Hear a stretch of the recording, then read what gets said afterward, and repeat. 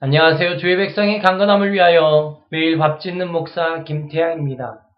오늘의 말씀 역대상 27장 1절에서 34절까지의 말씀입니다. 우리의 관심은 보장된 안전입니다. 풍성한 안전입니다.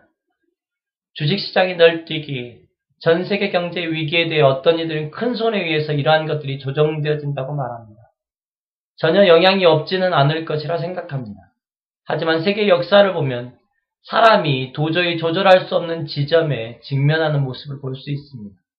저는 그 시간을 불안이 만들어낸 불안의 정점이라고 부르고 싶습니다. 내면에 존재하는 불안은 결국 불안의 영향력을 만들어냅니다. 그래서 사람들은 보장되는 안전을 향하고 싶어 합니다. 그것도 빈곤한 안전이 아니라 풍요한 안전을 누리고 싶어 합니다. 역대상 27장에서는 지금도 보기 힘든 정교하고 풍성한 시스템이 기록되어져 있습니다. 1절입니다.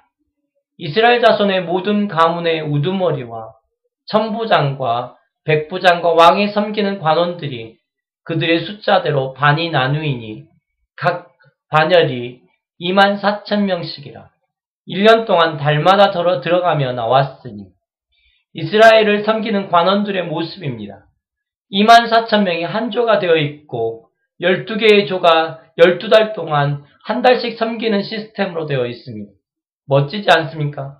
각각의 족속의 필요를 잘 드러내기도 하고 서로가 섬기는 시스템이 잘 갖추어진 것입니다. 이것뿐만이 아닙니다. 왕의 재산을 맡은 자, 왕의 측근에서 돕는 사람들이 27장에 기록되어져 있습니다. 31절부터 읽어드리겠습니다. 다윗 왕의 재산을 맡은 자들이 이러하더라. 25절부터 왕의 재산을 맡은 사람들의 기록이 쭉 되어 있습니다. 그리고 32절입니다.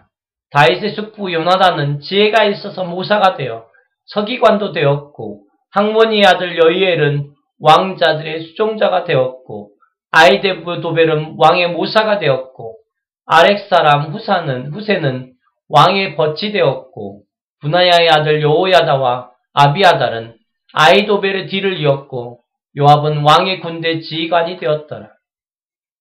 참 부러운 시스템입니다. 이 시스템의 기초 자료로 쓰여진 것이 바로 다윗이 시행한 인구조사였습니다. 하나님의 진노가 있었던 그 인구조사가 나라의 시스템을 만든 것입니다. 그리고 참 재미있는 것은 그 후에도 인구조사가 계속되어졌다는 것을 알 수 있습니다. 예를 들면은 역대상 20장 6절을 보면 요압이 왕의 명령을 마땅치 않게 여겨 레위와 베냐민 사람은 계수하지 아니하였더라 라고 말하고 있습니다. 레위와 베냐민 사람들이 계수되지 않았다고 말하고 있는 것입니다. 본문 27장 24절에서도 수르야의 아들 요압이 조사하기를 시작하고 끝내지 못해서 그 일로 말미암아 진노가 이스라엘에게 임한지라 결국 조사를 끝내지 못했다는 것을 알 수 있습니다. 그런데 23장부터 레위 사람들에 대한 기록을 보면 이미 레위 자손의 인구조사가 되어 있다는 것을 알 수 있습니다. 그리고 역대하에서 보면 솔로몬도 부분적인 인구조사 작업을 하고 있습니다. 역대하 2장 17절입니다. 전에 솔로몬 아버지 다윗이 이스라엘 땅에 사는 이방 사람들을 조사하더니 이제 솔로몬이 다시 조사함에 모두 15만 4,600명이라. 인구조사 자체가 악이라고 볼 수 없다라는 결론을 내렸습니다. 그런데 왜 하나님은 다윗의 인구조사에 진노하셨을까요? 이렇게 유익이 있는 일이고 계속 진행되어지는 일이었음에도 불구하고 말입니다. 말씀에 통해 알아가는 것은 다윗에게 하나님 말씀보다 앞서는 자신에게 자신의 동기가 있었다는 것입니다. 그것이 불안을 근거로 하고 있을 거라는 생각을 해보는 겁니다. 27장 23절과 24절입니다. 이스라엘 사람의 20세 이하의 수요는 다윗이 조사하지 아니하였으니 이는 여호와께서 전에 말씀하시기를 이스라엘 사람을 하늘의 별과 같이 많게 하리라 하셨습니다. 수르의 아들 요압이 조사하기를 시작하고 끝내지도 못하여 이 일로 말미암아 진노가 이스라엘에게 임한지라 그 수요를 다윗 왕의 역대 지략에 기록하지 아니하였더라. 20세 이하의 수요는 조사하지 못한 이유들은 그 마음이 없었기 때문이 아니라 진노 때문에 멈춘 것이라고 이야기하는 것입니다. 좀 창피한 이야기를 해볼까 합니다. 제가 이런 사람인지 잘 몰랐습니다. 저는 숫자에 참 많이 약합니다. 그런데 어떤 모임을 기획할 때마다 너무나 자연스럽게 제가 하고 있는 일들이 있습니다. 그 모임에 숫자를 세고 있는 제 자신을 발견합니다. 참 많은 순간 하나님의 약속이나 하나님의 인도보다 먼저 하는 일이 이 일일 때가 많습니다.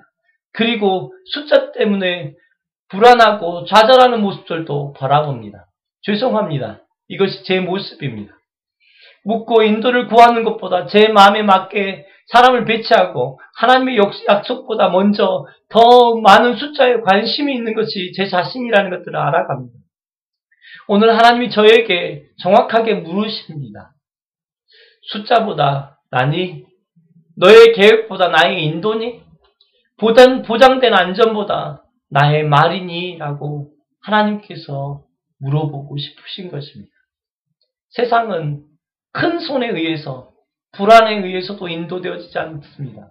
오직 하나님 한 분에 의해서 인도되어집니다. 통장의 잔고, 나의 인맥, 탄탄한 직장이 정말 의지해야 할 대상일까요? 오늘 하나님 한 분을 의지하는 일들이 우리 가운데 있기를 소망합니다. 그것이 동기가 되어지는 일들이 있기를 소망합니다. 씨는 결국 열매의 근거가 되어집니다.